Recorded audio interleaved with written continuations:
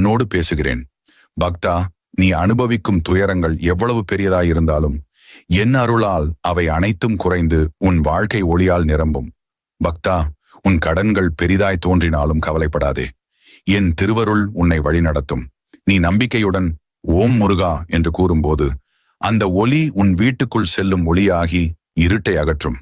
உனது குடும்பத்திற்குள் அமைதி வரும், சிக்கல்கள் அகலும், மனக்கவலை தீர்ந்து உன் இதயம் ஆனந்தத்தில் மலரும்.